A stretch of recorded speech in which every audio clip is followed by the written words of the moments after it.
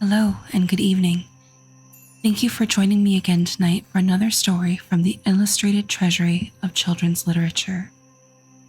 Our story tonight is Jack and the Beanstalk from English Fairy Tales, retold by Flora Annie Steel. A long, long time ago, when most of the world was young and folk did what they liked because all things were good, there lived a boy called Jack. His father was bedridden, and his mother, a good soul, was busy early morns and late eves planning and placing how to support her sick husband and her young son by selling the milk and butter which Milky White, the beautiful cow, gave them without stint. For it was summertime, but winter came on. The herbs of the field took refuge from the frosts in the warm earth, and though his mother sent Jack to gather what fodder he could get in the hedgerows, he came back as often as not with a very empty sack. For Jack's eyes were so often full of wonder at all the things he saw that sometimes he forgot to work. So it came to pass that one morning Milky White gave no milk at all, not one drain. Then the good hardworking mother threw her apron over her head and sobbed, "What shall we do? What shall we do?" Now, Jack loved his mother. Besides, he felt just a bit sneaky at being such a big boy and doing so little to help. So he said, cheer up, I'll go and get work somewhere." And he felt as he spoke as if he would work his fingers to the bone. But the good woman shook her head mournfully. "You've tried that before, Jack," she said, "and nobody would keep you. You are quite a good lad, but your wits go wool gathering. No, we must sell Milky White and live on the money. It is no use crying over milk that is not here to spill." You see, she was a wise as well as a hard-working woman, and Jack's spirits rose. "Just so," he cried. "We will sell Milky White and be richer than ever. It's an ill wind that blows no one good. So as it is market day, I'll just take her there and we shall see what we shall see." "But," began his mother. "But doesn't butter parsnips," laughed Jack. "Trust me to make a good bargain." So, as it was washing day and her sick husband was ailing more than usual, his mother let Jack set off to sell the cow. "Not less than 10 pounds, she bawled after him as he turned the corner. 10 pounds indeed. Jack had made up his mind to 20 solid gold sovereigns. He was just settling what he should buy his mother as a fairing out of the money when he saw a queer little old man on the road who called out, "Good morning, Jack." "Good morning," replied Jack with a polite bow, wondering how the queer little old man happened to know his name, though, to be sure, Jack's were as plentiful as blackberries. "And where may you be going?" asked the queer little old man. Jack wondered again. He was always wondering, you know, what the queer little old man had to do with it. But, being always polite, he replied, "I am going to market to sell Milky White, and I mean to make a good bargain." "So you will," chuckled the queer little old man. "You look the sort of chap for it. I bet you know how many beans make 5. "2 in each hand and 1 in my mouth," answered Jack readily. He really was sharp as a needle. Just so," chuckled the queer little old man, and as he spoke, he drew out of his pocket 5 beans. "Well, here they are, so give us Milky White." Jack was so flabbergasted that he stood with his mouth open, as if he expected the 5th bean to fly into it. "What?" he said at last. "My Milky White for 5 common beans? Not if I know it." "But they aren't common beans," put in the queer little old man, and there was a queer little smile on his queer little face. "If you plant these beans overnight, by morning they will have grown up right into the very sky." Jack was too flabbergasted this time even to open his mouth. His eyes opened instead. "Did you say right into the very sky?" he asked at last. For you see, Jack had wondered more about the sky than about anything else. Right up into the very sky, repeated the queer old man with a nod between each word. It's a good bargain, Jack, and as fair play's a jewel. If they don't, why, meet me here tomorrow morning and you shall have Milky White back again. Will that please you? Right as a trivet, cried Jack without stopping to think, and the next moment he found himself standing on an empty road. 2 in each hand and 1 in my mouth, said Jack. That is what I said and what I'll do. Everything in order, and if what the queer little old man said isn't true, I shall get Milky White back tomorrow morning. So, whistling and munching the bean, he trudged home cheerfully, wondering what the sky would be like if he ever got there. What a long time you've been, exclaimed his mother, who was watching anxiously for him at the gate. It is past sunsetting, but I see you have sold Milky White. Tell me, quick, how much have you got for her? You'll never guess, began Jack. Laws of mercy, you don't say so, interrupted the good woman, and I worried all day lest they should take you in. What was it, 10 pounds? 15?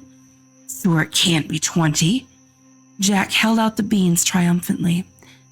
There, he said, that's what I got for her, and a jolly good bargain, too. It was his mother's turn to be flabbergasted, but all she said was, Them beans?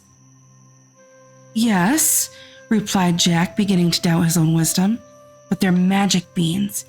If you plant them overnight, by morning day, they grow right up into the sky. Oh, please don't hit so hard. For Jack's mother had once lost her temper and was belaboring the boy for all she was worth. And when she had finished scolding and beating, she flung the miserable beans out the window and sent him, supperless, to bed. If this was the magical effect of the beans, thought Jack ruefully, he didn't want any more magic, if you please. However, being healthy and, as a rule, happy, he soon fell asleep and slept like a top. When he woke, he thought at first it was moonlight, for everything in the room showed greenish. Then he stared at the little window. It was covered as if with a curtain by leaves. He was out of bed in a trice, and the next moment, without waiting to dress, was climbing up the biggest beanstalk you ever saw. For what the queer little old man had said was true. One of the beans which his mother had chucked into the garden had found soil, taken root, and grown in the night. Where? Up to the very sky? Jack meant to see at any rate. So he climbed, and he climbed, and he climbed. It was easy work, for the big beanstalk with the leaves growing out of each side was like a ladder. For all that, he was soon out of breath. Then he got a second wind, and was just beginning to wonder if he had a third, when he saw in front of him a wide, shining road stretching away and away and away. So he took to walking, and he walked and walked and walked, till he came to a tall, shining white house with a wide white doorstep. And on the doorstep stood a great big woman with a black porridge pot in her hand. Now Jack, having had no supper, was hungry as a hunter, and when he saw the porridge pot, he said quite politely, "Good morning, ma'am. I wonder if you could give me some breakfast." "Breakfast?" echoed the woman, who in truth was an ogre's wife. "If it is breakfast you're wanting, it's breakfast you'll likely be, for I expect my man home every instant, and there's nothing he likes better for breakfast than a fat boy, grilled on toast." Now, Jack was not a bit of a coward, and when he wanted a thing, he generally got it. So he said, cheerful-like, "I'd be fatter if I had my breakfast." Whereat the ogre's wife laughed and bade Jack come in, for she was not, really, half as bad as she looked. But he had hardly finished the great bowl of porridge and milk she gave him when the whole house began to tremble and quake. It was the ogre coming home. Thump, thump. "Into the oven with you, sharp!" cried the ogre's wife, and from the iron oven door was just closed when the ogre strode in. Jack could see him through the little peephole slide at the top where the steam came out. He was a big one for sure. He had 3 sheep strung to his belt, and these he threw down on the table. "Here, wife," he cried. "Roast me these snippets for breakfast. They are all I've been able to get this morning. Worst luck. I hope the oven's hot." And he went to touch the handle while Jack burst out all of a sweat, wondering what would happen next. "Roast?" echoed the ogre's wife. "Ugh, the little things would dry to cinders. Better boil them." So she set to work to boil them, but the ogre began sniffing around the room. "They don't smell mutton meat," he growled. Then he frowned horribly and began the real ogre's rhyme. "Fee, fi, fo, fum, I smell the blood of an Englishman. Be he alive or be he dead, I'll grind his bones to make my bread." "Don't be silly," said his wife. "It's the bones of the little boy you had for supper that I'm boiling down for soup. Come, eat your breakfast, there's a good ogre." So the ogre ate his 3 sheep, and when he had done, he went to a big oaken chest and took out 3 big bags of golden pieces. These he put on the table and began to count their contents while his wife cleared away the breakfast things. And by his head began to nod, and at last he began to snore, and snored so loud that the whole house shook. Then Jack nipped out of the oven and, seizing one of the bags of gold, crept away and ran along the straight, wide, shining white road as fast as his legs would carry him till he came to the Beanstalk. He couldn't climb down it with the bag of gold. It was so heavy, so he just flung his burden down first and, helter-skelter, climbed after it. And when he came to the bottom, there was his mother picking up gold pieces out of the garden as fast as she could, for of course the bag had burst. "Lord of mercy me," she says. "Wherever have you been? See, it's been raining gold." "No, it hasn't," said Jack. "I climbed up." Then he turned to look for the beanstalk, but lo and behold, it wasn't there at all. So he knew then it was all real magic.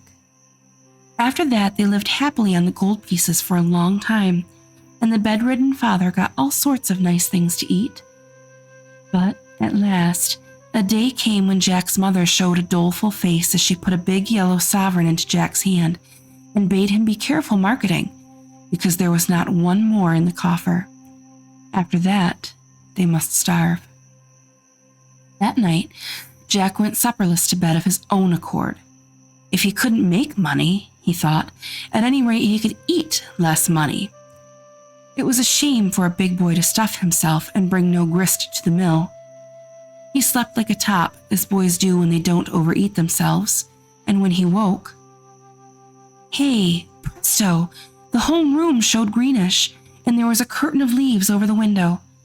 Another bean had grown up in the night, and Jack was up it like a lamplighter before you could say knife. This time, he didn't take nearly so long climbing until he reached the straight, wide, white road, and in a trice he found himself before the tall white house, where on the wide white steps the ogre's wife was standing with a black porridge pot in her hand. And this time Jack was bold as brass. "Good morning, ma'am," he said. "I've come to ask you for breakfast, for I had no appetite and no supper, and I'm as hungry as a hunter." "Go away, you bad boy," replied the ogre's wife. "Last time I gave a boy breakfast, my man missed a whole bag of gold. I believe you are the same boy." "Maybe I am, maybe I'm not," said Jack with a laugh. "I'll tell you true when I've had my breakfast, but not till then." So the ogre's wife, who was dreadfully curious, gave him a big, full bowl of porridge, but before he had half finished it, he heard the ogre coming. Thump, thump, thump. "In with you into the oven," shrieked the ogre's wife. "You shall tell me when he has gone to sleep." This time, Jack saw through the steam peephole that the ogre had 3 fat calves strung to his belt. "Better luck today, wife," he cried, and his voice shook the house. "Quick, roast these trifles for my breakfast. I hope the oven's hot." he went to feel the handle of the door, but his wife cried out sharply, "Roast? Why, you'll have to wait hours before they were done. I'll broil them. See how bright the fire is," growled the ogre, and then he began sniffing and calling out, "Fee, fi, fo, fum. I smell the blood of an Englishman. Be he alive or be he dead, I'll grind his bones to make my bread." "Twaddle," said the ogre's wife. "It's only the bones of the boy you had last week. I've put them into the pig bucket," said the ogre harshly. But he ate the broiled calves, and then he said to his wife, "Bring me my hen that lays the magic eggs. I want to see gold." So the ogre's wife brought him a great big black hen with a shiny red comb. She plumped it down on the table and took away the breakfast things. Then the ogre said to the hen, "Lay," and it promptly laid. What do you think? A beautiful, shiny, yellow golden egg. "None so dusty, Henny Penny," laughed the ogre. "I shan't have to beg as long as I've got you." Then he said, "Lay," once more, and lo and behold, there was another beautiful, shiny, yellow golden egg. Jack could hardly believe his eyes, and made up his mind that he would have that hen, come what might. So when the ogre began to doze, he just out like a flash from the oven, seized the hen, and ran for his life. But you see, he reckoned without his prize.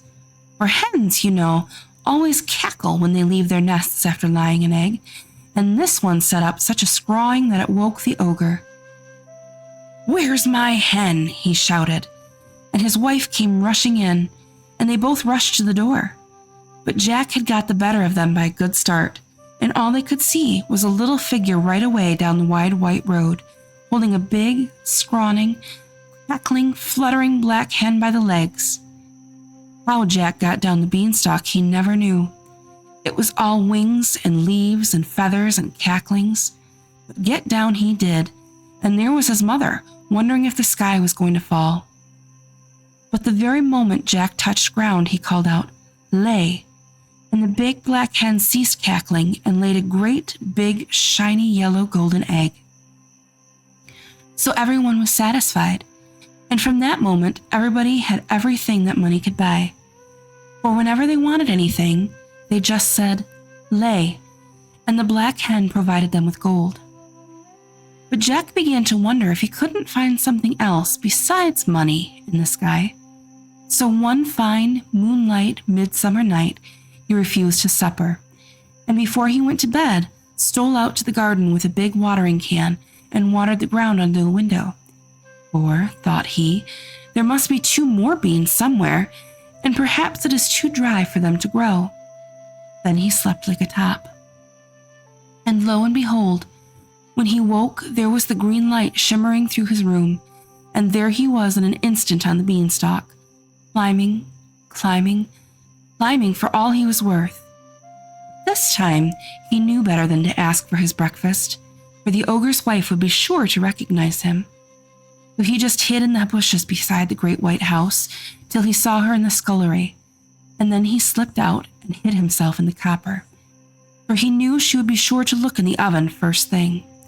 And by he heard thump, thump, thump, and peeping through a crack in the copper, he could see the ogre stalking with 3 huge oxen strung at his belt.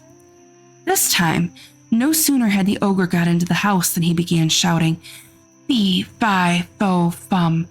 I smell the blood of an Englishman. Be he alive or be he dead, I'll grind his bones to make my bread." For, see you, the copper lid didn't fit tight like the oven door, and ogres have noses like a dog's for scent. "I declare so do I," said the ogre's wife. "It will be that horrid boy who stole the bag of gold and the hen. If so, he's hid in the oven." But when she opened the door, lo and behold, Jack wasn't there. Only some joints of meat roasting and sizzling away. Then she laughed and said, "You and me can be fools for sure. Why, it's the boy you caught last night as I was getting ready for your breakfast." Yes, we be fools to take dead meat for live flesh. So eat your breakfast, there's a good ogre." But the ogre, though he enjoyed roast boy very much, wasn't satisfied, and every now and then he would burst out with fee, fi, fo, fum, and get up and search the cupboards, keeping Jack in a fever of fear lest he should think of the copper.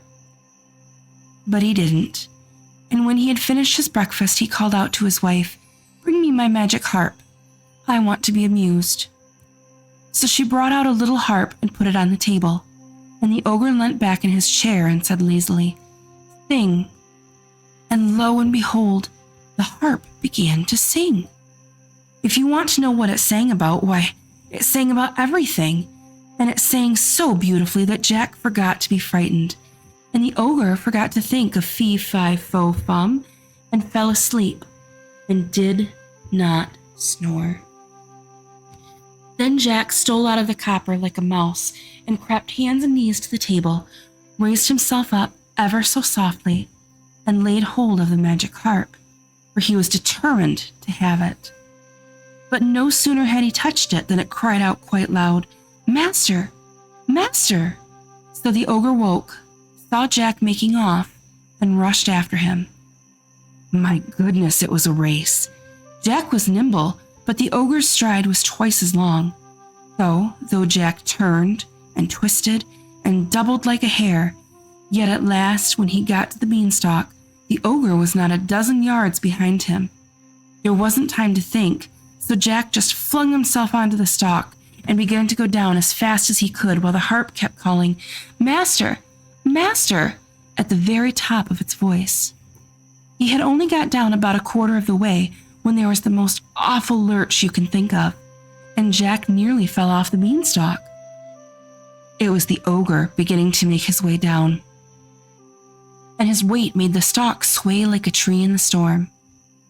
Then Jack knew it was life or death, and he climbed down faster and faster, and as he climbed, he shouted, "Mother!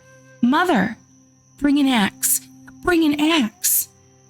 Now his mother, as luck would have it, was in the backyard chopping wood, and she ran out thinking that this time the sky must have fallen.